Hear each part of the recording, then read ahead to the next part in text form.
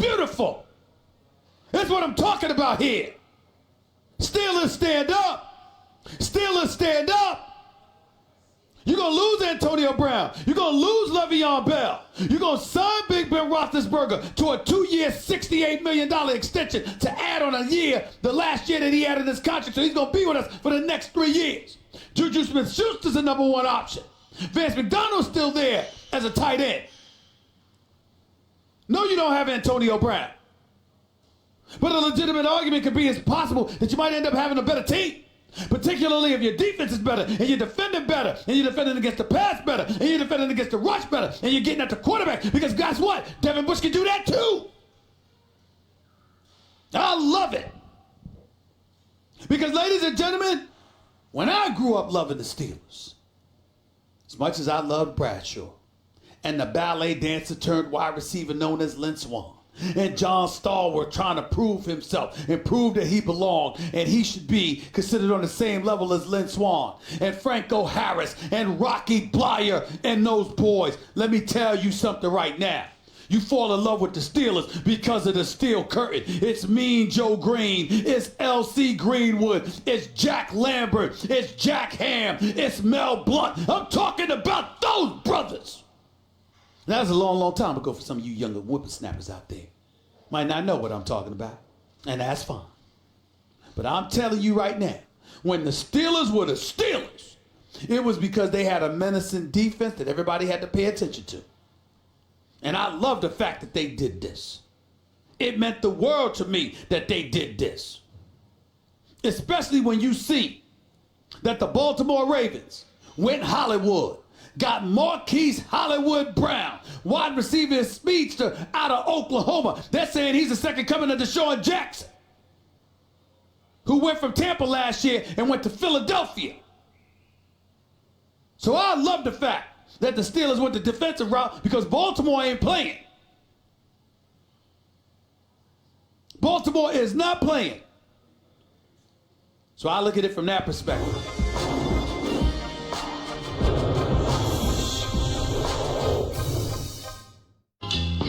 The Stephen A. Smith Show on ESPN Radio is presented by Progressive Insurance. Guests on the Stephen A. Smith Show appear via the Shell Pennzoil Performance Line, and you can always get in touch with the show through the 1-800-Flowers Twitter feed.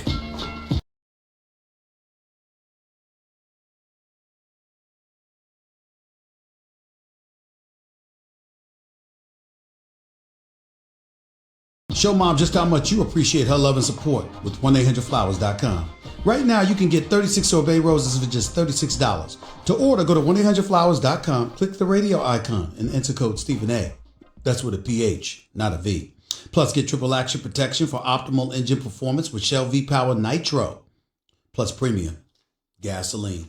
Welcome back to Stephen A. Smith Show. 31 minutes past hour number one back here on the Stephen A. Smith Show, ESPN Radio, ESPN News. Got one of my boys, Champ. I just want to say to everybody, because, you know, Champ thinks that he knows more basketball than God. He thinks he was Naismith before Naismith ever came on this earth. And he never hesitates to text me because he's my boy. He can do that. He never hesitates to text me to remind me of things like him talking about Kevin Durant, you know, the best player in the world. Because, I mean, you talk about somebody that needs roses petaled in his direction, that needs pom-poms aimed in his direction, that needs a pat on the back and confirmation of his basketball greatness.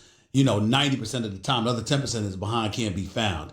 That would be my boy Champ. But I got love for him, so I'm going to give him the floor. Champ is on the line right now as we speak, right here with Stephen A., ESPN Radio and ESPN News. Go ahead, bro. You crazy. You know, something's really wrong with you.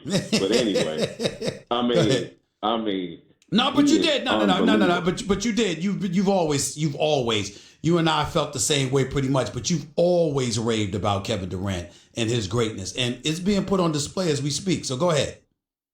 No, he's really something special. I remember back in 2008, I was in Vegas and watched them practice.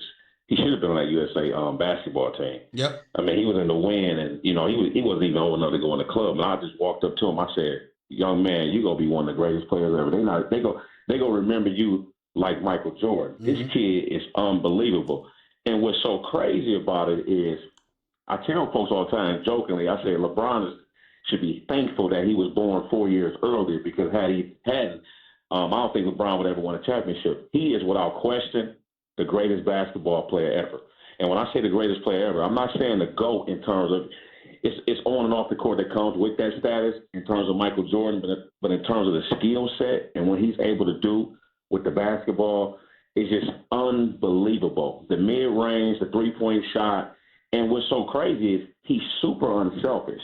Mm-hmm. When you look at Russell Westbrook, how he played a game, and the reason why he went to Golden State, it makes mathematical sense now when you look at it. He's that unselfish. I mean, he's averaging over 40 points a game in the last 5 games. Right. And it's really easy. It's really easy. Listen, like I said this morning on First Take, this dude right here, man, Kevin Durant just be sitting there chilling out, right? And we're talking about everybody else, and then we turn around and it's like, you know something? Kevin Durant he's got 38. Kevin Durant's got 45. It's not even a big deal when you think about what the man brings to the table. It really isn't. And another thing, too, Mike D'Antoni is the modern-day Rick Adelman. And I'm telling y'all, this might Rick Adelman, no. See, that's where your basketball knowledge compromises my show. Everybody don't know who Rick Adelman is. Let me educate everybody on Rick Adelman. Rick Adelman was the coach that used to coach the Golden State Warriors. He also coached the Portland Trailblazers when they went to the 92 finals with Clyde Drexler, Terry Porter, Kevin Ducksworth, and all of those boys against Michael Jordan and those dudes when Jordan dropped 35 in the first half, hit 7 3-pointers, and Chicago ended up winning the series in 6 games. That is Rick Adelman, the former coach for the Portland Trailblazers, amongst other teams. He coached Sacramento, too, in 2001 when they lost to the Lakers in 7 games when Mike Bibby and Chris Webber and Vlade Divac and those boys were playing for him. That's the Rick Adelman you're talking about. Go ahead. Absolutely. I text one of Harden boys, and I told him, I said, listen, this got potential sweep. I call me crazy. You are crazy. They ain't sweeping Houston. No. They ain't sweeping Houston. Listen to me. Houston Rockets remind me of the Sacramento Kings. They had that gruesome 7-game series, but I think the Lakers had swept them one year where Kobe Bryant just went crazy. He had 48 and 16 in the closeout game. Mm-hmm. And I'm telling you this, that game last night, the Warriors they didn't really play good. They didn't. Neither one of them did. And remember, if I'm not mistaken, last year Golden State won 2 games in Houston last year, so they're capable of winning in Houston more than Houston winning in Golden State. But I want to say this about the Boston Celtics. Mm-hmm. It's not a foregone conclusion that the Golden State Warriors will win the NBA championship. I believe they will. Boston's the number 1 threat. Here's why Boston's number 1 threat. Steph Curry don't want nothing with Kyrie Irving. Jason Tatum and Jaylen Brown are athletic enough where they can switch off Klay Thompson, and I think Jaylen Brown is good enough to sustain Durant. I'm not saying stopping him. The key to that series, if that happens, is how well Boston bench plays. Because I believe Boston bench is better than Golden State bench this year, and I think that'll be an interesting series. I think KD would have to play out of his mind for them to win the championship versus Boston if that happened. But I don't see nobody else giving them an opposing threat to the Golden State Warriors. I think they walk through. Yeah, but why are you just summarily dismissing Milwaukee, by the way? Why are you doing that? Milwaukee Bucks. Who is that? Well, I mean, it's the team that Boston's playing right now. There's the team the Celtics are playing right now. Well, I mean, why are you dismissing the Greek Freak? I mean, explain. Well, I think the Greek Freak is Amari Stoudemire 2.0 and a lower version of LeBron James. Those guys need closers, and there's no closer on the Milwaukee Bucks. I don't think they have a What if Brogdon comes back? What if Brogdon comes back? Don't matter. They don't have enough. I think the best player is Kyrie Irving, and I think they both have good teams, so I'm going to take the best player. If the game's tight, I'm rolling with Kyrie Irving, and I'm not rolling with the Greek Freak. Before I let you get on out of here, what are your thoughts about what should Kevin Durant and Kyrie Irving do? Should they join forces in New York or someplace? Should KD go to the Clippers with Kawhi while Kyrie goes to LA with LeBron? Should they stay where they are in Boston and Golden State respectively? What are your thoughts about what they should do? Because I'm ignorant.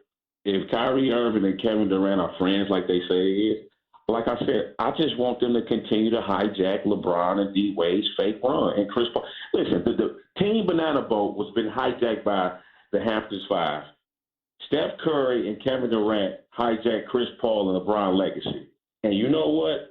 Kevin Durant's the best player in basketball, and if that's his friend Kyrie Irving, I hope they go to Madison Square Garden to trump everything that happened in Cleveland, to trump everything that's happened in the NBA. Okay. Let me, before I let you go, explain as quick as you possibly can, champ, because I got an additional question to ask you after this. But as quickly as you can, why do you call LeBron and D Wade's run a fake run? Well, because guess what? We were supposed to see Wade versus LeBron, not Wade and LeBron. Well, that don't make it a fake run, though. I'm just saying that doesn't make it a fake run because Kevin Durant joined the Splash Brothers.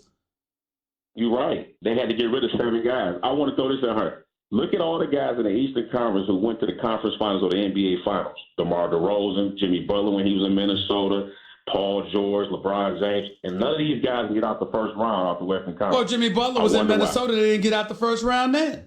That's what I'm talking about. But when he was in the East with Chicago, he went to the conference finals. Okay. They played in the Olympics. So basically what I'm telling you is the Wild Wild West is what it is. And the best player in basketball, who's been the best basketball player in the world since Kobe Bryant, is Kevin Durant, and he's showing it right now. My last question to you is, what's your issue with the Greek Freak? No. I love his effort. I think he's a tremendous talent in terms of playing hard. And I like his style, and I like his heart too, because he don't want to join forces with nobody. He ain't scared. He want to go up against everybody. Well, I'm gonna throw this out here. My man, he coached Melo Ball down in California. Trainer Jermaine Jackson played with Kevin Durant. Maybe we need to go see him because Melo Ball gonna be the #1 pick next year in the NBA draft. Okay. His skills, he got to work on his skills. He gets some skills and work on his game. I think Greek Freak could be special. But right now, I just think he Amari Stoudemire. Okay. That's all.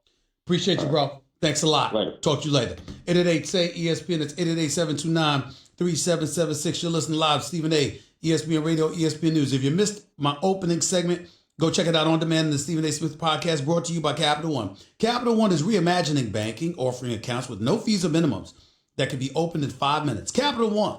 Hey, what's in your wallet? Capital One, N.A. Member, FDIC. Back with your calls in more in a minute. Don't touch that dial. It's Stephen A. ESPN Radio, ESPN News. Your radio, your computer, your phone.